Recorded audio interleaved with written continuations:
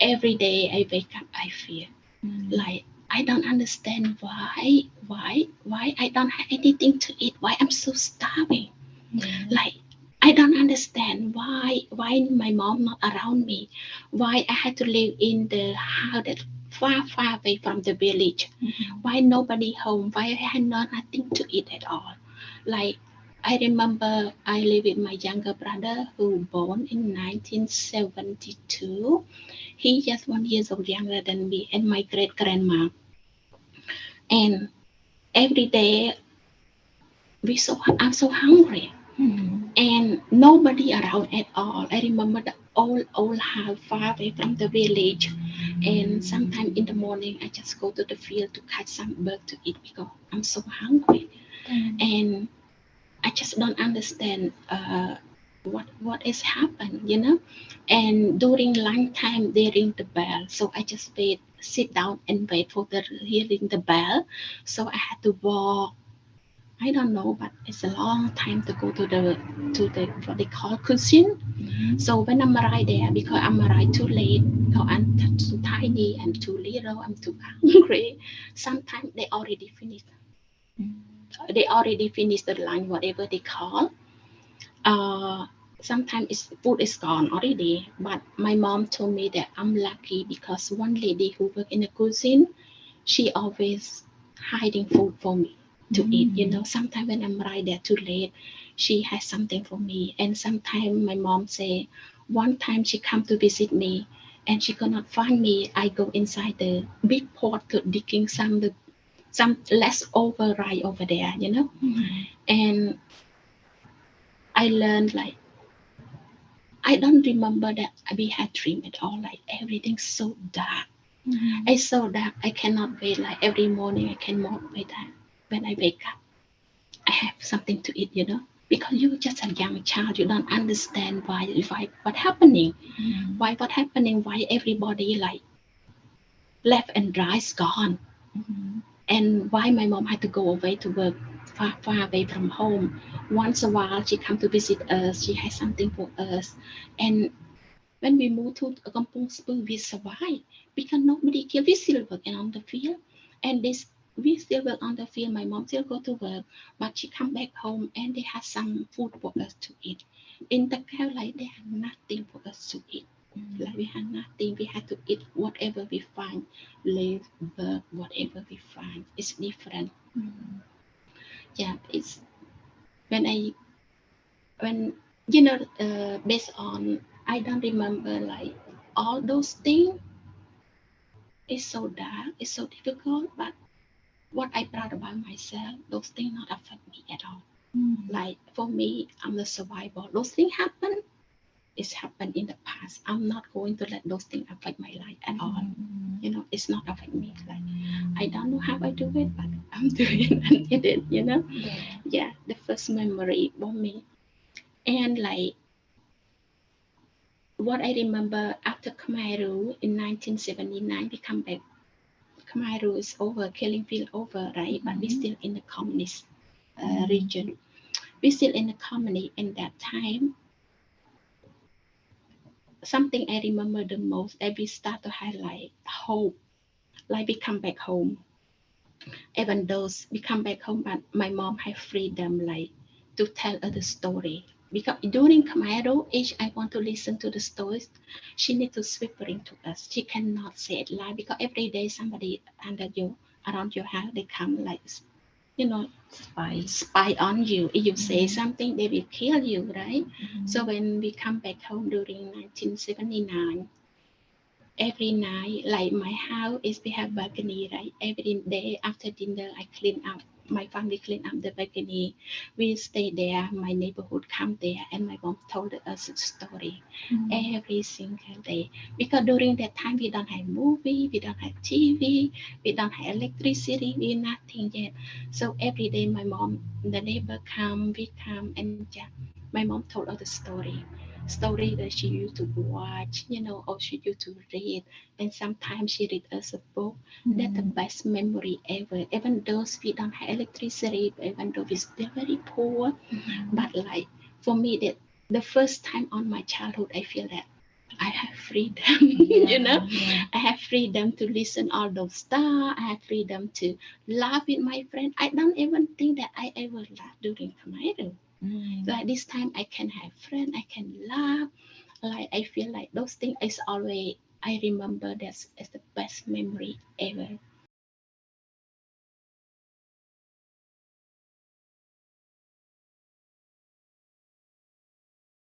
I remember a lot of stuff because they're very dramatic, such as going downstairs and having the Kamakahom, one of the generals, come downstairs with the jeep with my mom, and then she wasn't able to speak to save his life, and I remember like just crying, and my mom just she lost it, knowing that my father is gone, and a lot of other people, a lot of other men. So when when they're trying to capture all these educated men, like they would run into the forest, and a lot of it happens in all these small villages. The men in that village would run into the forest, hide out until it was safe, and then they would come back to their family. And my late father, he just got tired of it. I think it was his third attempt of running and hiding in the village because he was a military police officer taking care of our village during the time, protecting people, make sure, like, people aren't like, infiltrating, trying to rob people or take advantage of the people. Yeah. So he was in charge of that.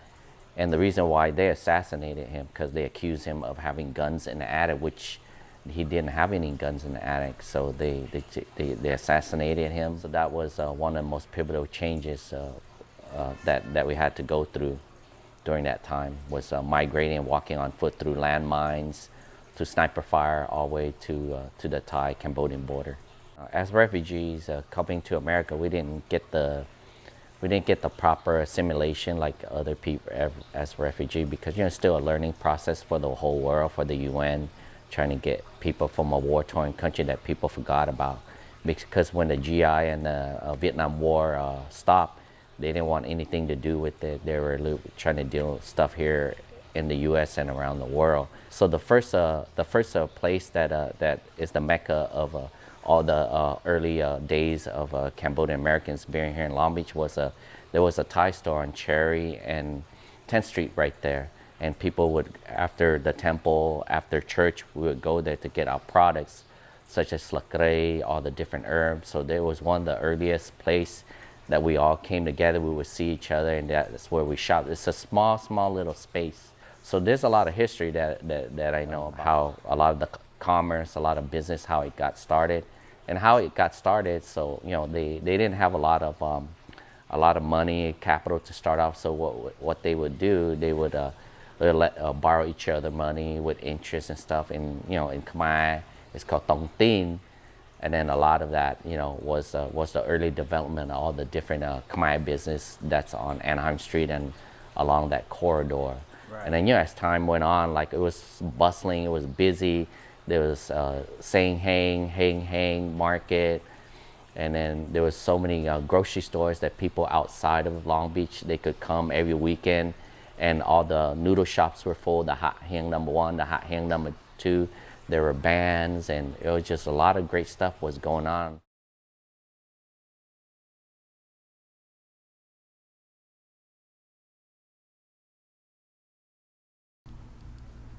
The will to survive, just to live another day. From what I was told from my mom, because my parents met at the refugee camp. They didn't know each other before then. So my mom broke off from her family and she fled on foot by herself with neighbors to Thailand. Okay. And then when they settled in the refugee camp is when the next couple of months she met my dad. But before then, they would tell me stories that it would take a couple of days to, escape the province, and she was going along with everyone else, and hopefully she thought to herself that hopefully this is the way to go, Hopefully she made the right decision. Right, right. She's just following that. Yeah, she just went along with the flow, and and sure enough, it was. So she What crossed. about your dad then? Same thing with my dad. a lot of his family members were stuck behind and they couldn't make it, but he followed along with his group of people, and you know, Okay. he survived. My father, he shared some stories with me when we first came to America, 1985, late 1985 in the fall. And then after we were here for a couple of months, the New Year came, right? So it was December 31st, Okay. 1985. So it was New Year's Eve, actually. And right at midnight, it was the new year, you know, January 1st, 1986.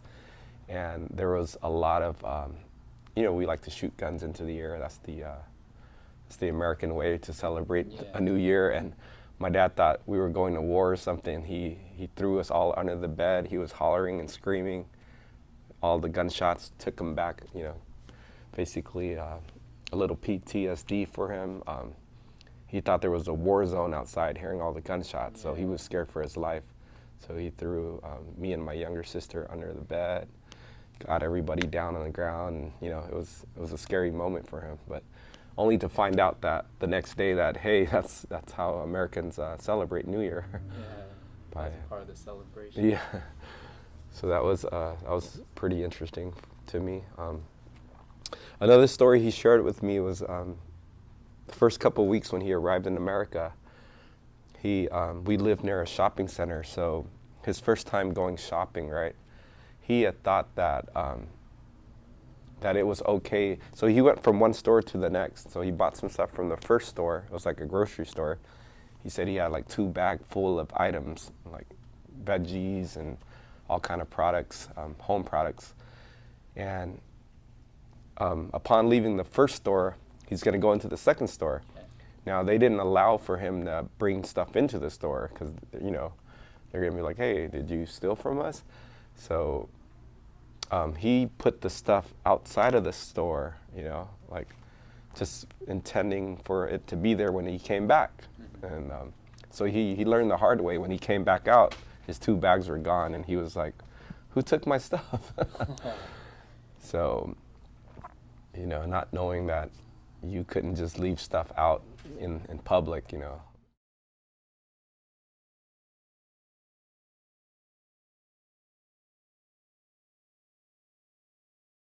Witnessing a lot of stuff when I first moved to Long Beach, it was just different. I was young, I was a teenager, but I was learning about, you know, being picked on, like because of our skin color and the way we talked. It was a little bit different from the regular Americans. So I felt like, you know, society was against us because we didn't speak properly, and we were just different from everyone else. Over time, you know, people were, my peers, they started joining gangs for protection, and it was a lot of our friends around our circle started joining gangs, and I almost became a part of that, but I just remember my dad telling me, like, hey, you don't want to go this route, you know, it's just not, it's gonna lead you nowhere.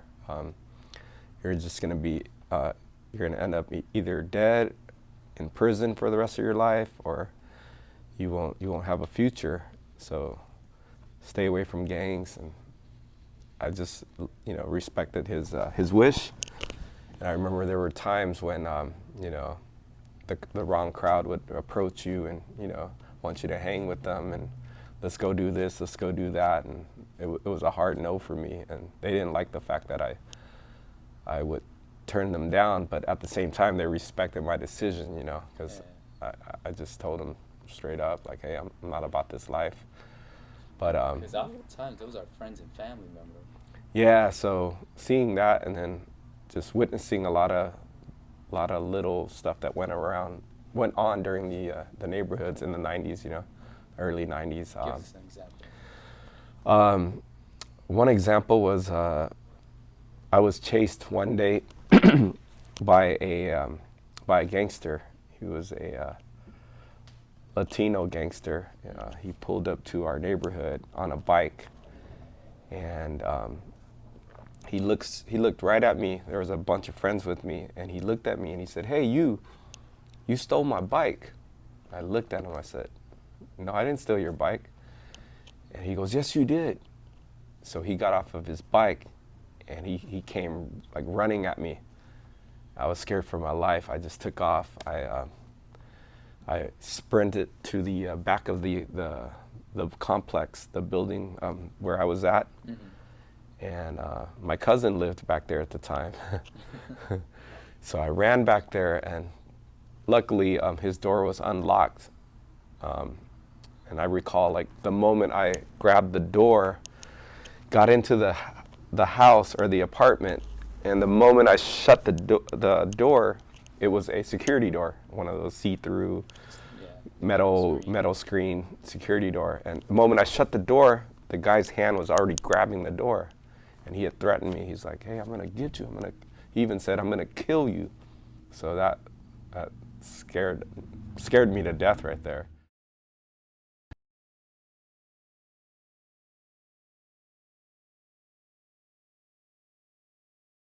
A Christian family took us in, or they were like our sponsor at the time. And I vaguely remember like me running around in their living room, falling asleep on the floor. Growing up, I mean, not fully understanding what went on in the past, and then slowly like hearing about it and learning my parents' journey, through their stories with the genocide. Throughout my 20s, I just had a love for our people, being that we weren't as populated as other groups of ethnic backgrounds here in America. We were like the minorities of the minorities.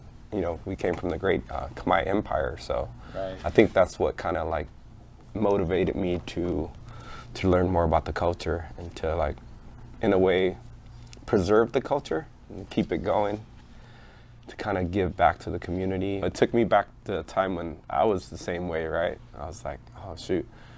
But I had my parents speaking to me in the language, so I had to learn the language. But yeah, I'm proud to be Cambodian, proud to be here in Long Beach, representing for our people.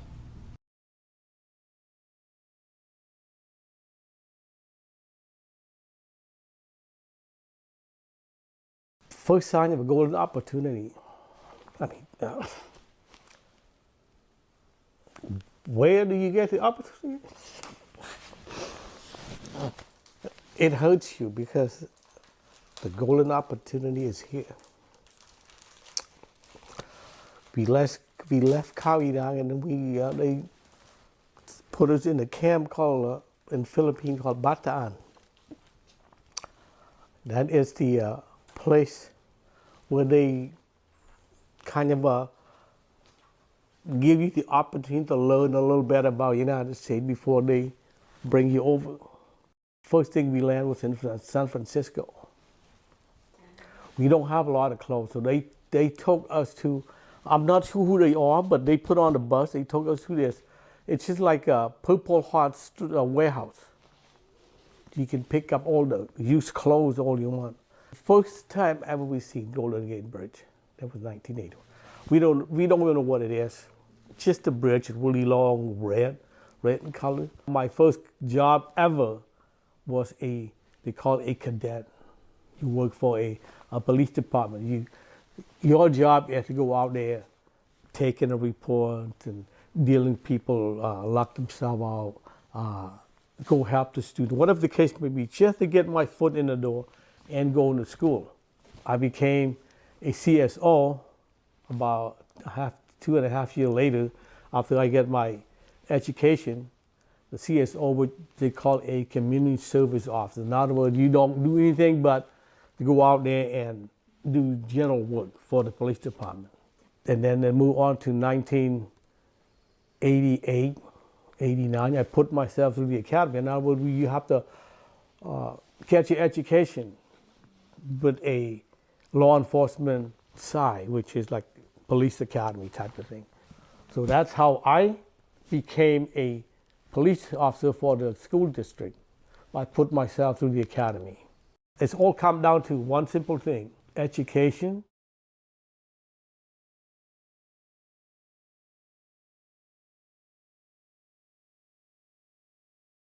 So they got here early, and they had the time to get established. Second, and probably even more important than the first, they were educated in India, and so they spoke English. I have very early memories of going to sleep at night and then waking up, and then there'd be a family in the house. And I don't know who they were. And they, all looked a little, disheveled, a little scared, and then by the time I came home from school, they'd be gone. And then go to sleep, and the next day there'd be another family. And by the time I came home, they were gone. And what was happening was my parents were sponsoring people, right? And so there was this, I called it, in hindsight, I called it our own little underground railroad.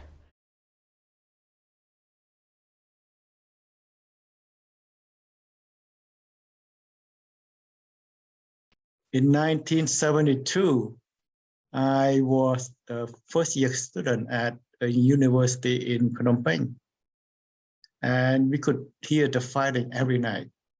So my dad told me, you have to get out of here because we are going to lose the war. But no, they did. All my family did escape the Khmer Rouge. Nobody died during the Khmer Rouge. The reason is because we were fortunate. We live in the town that's on the border with Thailand, so it was very easy to walk across the border and get into Thailand. So when we first came here, they put us through intensive English classes, my cousin and me, for 5 months, English from 9 to 4 o'clock. The first culture shock, I was here like maybe a month, and a bunch of us were waiting at a bus stop, right, at night. And there was a black guy, he drove by. We don't know him, he doesn't know us. He drove by, he stopped at the bus stop and he said, "Fuck you, Chinese." That totally, I never heard that before. And I had no idea that why this guy would have hostility against us. So we haven't done anything to him. He didn't know us. That was a bad shock to me. That was the first shock that I had. People who live in Silver Spring, people who live in Virginia, people who live in Washington, D.C. itself, we sort of spread out. But Long Beach, if you go down to where Cambodia town is, we have more and more people coming to that area. We have more and more people building businesses, or more and more people coming to live in the area. That is a big difference. That's why eventually we would have Cambodia town, because we have more and more of us concentrated in one neighborhood.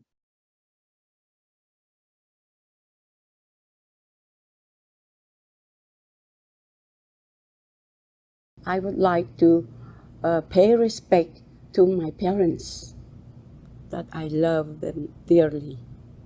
My dad passed away during the war. My mom arrived here on the 20th of June, 1980. I left my 2 sons there with my mom. It's heartbreaking. So myself, I came on that time, March 14, from Phnom Penh directly to United States. My first stop over at San Francisco, and then continue to Los Angeles, LAX. My husband came as a student in 1974, August 74. Visa F1 is a student, and then he's going to continue his study over at the college. Little thing passed on the Venture Zonut. I got work for Venture like about over a year, exactly a year. So we quit. Yeah. Resigned from that donut shop. Then I moved to Ventura. But we got some money from the Ventures because of the 1 year. He had like almost 10,000. We bought the van. We stay in the van, and the donut shop has like a little shower. So we cook with the range, and the rice cooker and the range and the pan, just stir fry, whatever we do. Yeah. So we live in the donut shop for almost a year and always hiding. Otherwise, what is it? Health department. It is against law, but it's the truth. For our family, we think about doing the best to build ourselves and to build the community and to build the United States too.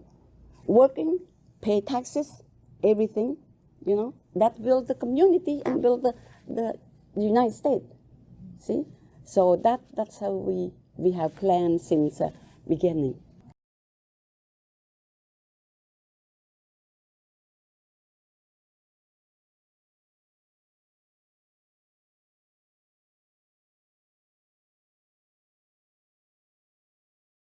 Those kinds of stories are things that are always difficult for, I think, a lot of parents to recall and talk about. And so I feel like I was really lucky that, my mom did talk to me about her time there. And I think it really helped that I was a very curious child.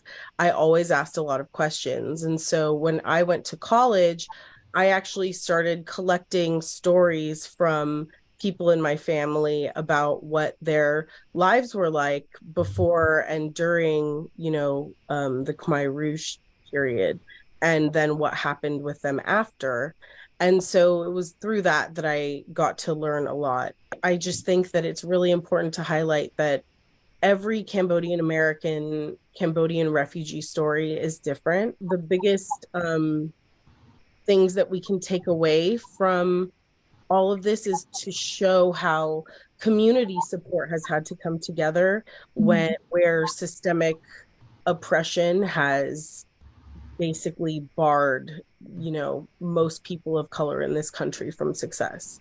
The country doesn't do things for the people do things for the people. It just became really clear while I was in the Cambodian classical dance space that I didn't look the same as everybody else, and my body was different than everybody else. And at first, everyone thought I was so cute. Look at that little girl, she's doing Cambodian classical dance and just doing bopaloke, you know what I mean? I got older.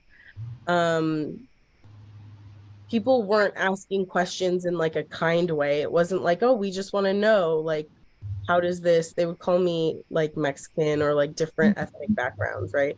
They were like, why is this Mexican girl on stage? Or why is this American girl on stage? And it wasn't a kind curiosity anymore. It was really pointed and kind of mean.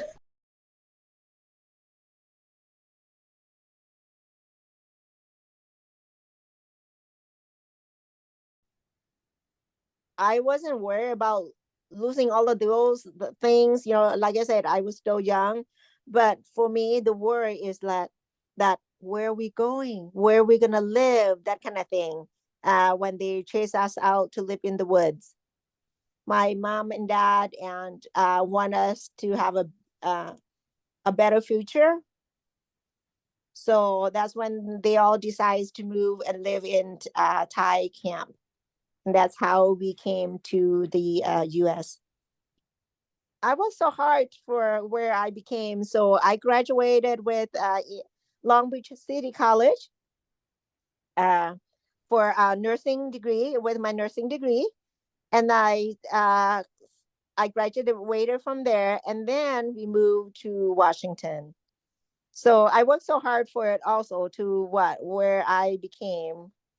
And now I work at the for CVS pharmacy. I don't, even though I graduated my nursing degree, I work a few years with a nursing degree. Then I decided to go to the management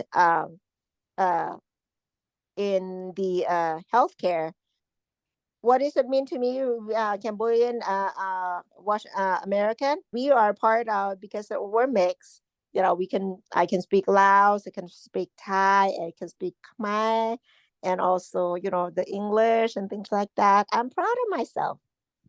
3 of my kids, they're still, because I don't want them to forget about our tradition, our culture.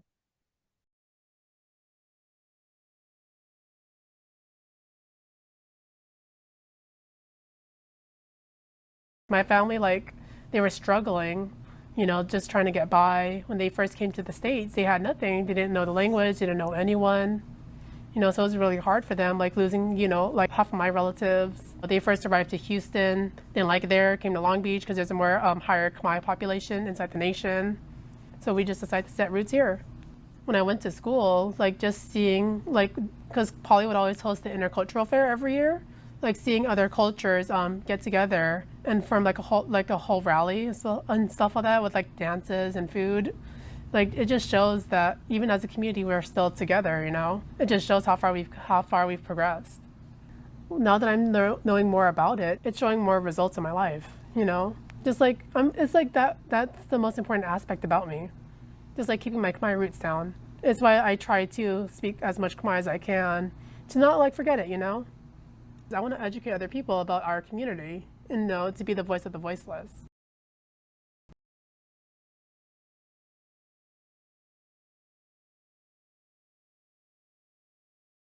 When we finally got to Long Beach, it was fun hanging out with the kids. We would always get ice cream and stuff like that. Being a kid was fun. Like, it was great.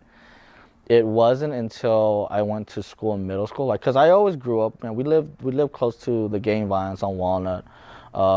Went to school, you know. I did notice like pictures of, you know, young men that were killed in drive-bys, but I was so young that I didn't understand that, you know. It wasn't until I got older that I knew that was drive-by. For me, young as a person, like, we knew there was violence in the community, but we didn't know like where it was actually happening. Even when it happened, it didn't hit me until middle school. Because in middle school, I went to a school called Franklin Middle School, which is known to have a lot of Latinos that are from Eastside Longos, and they would have problems with Cambodians. Because I remember growing up, there's always this talk amongst the Cambodians where it's like, hey, supposedly the Eastside Longos are waiting outside and they're ready to jump us. Because there's usually fights that happens at Hamburger Dams on 7th and Orange, and there's usually a lot of Cambodians and Mexicans fighting each other.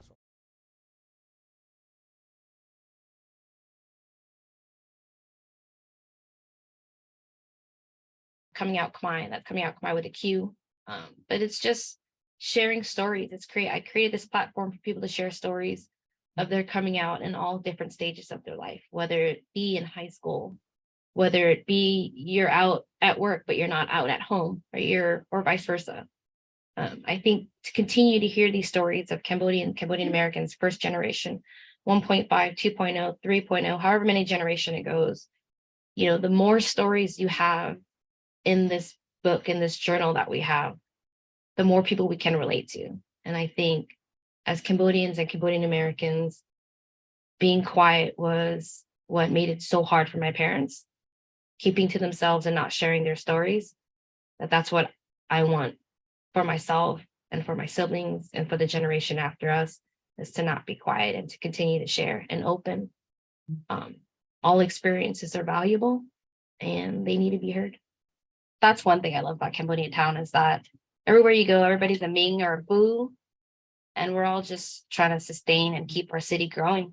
And I think we've done a pretty incredible job, considering we've been here for 40 something years. I know there are a lot of other things and a lot of other additions that we can add, but we also have to look back and think about all the things we have done and accomplished. I think that's a great way to to continue to build, like ECC says, honor the past, build the future. I think about that a lot.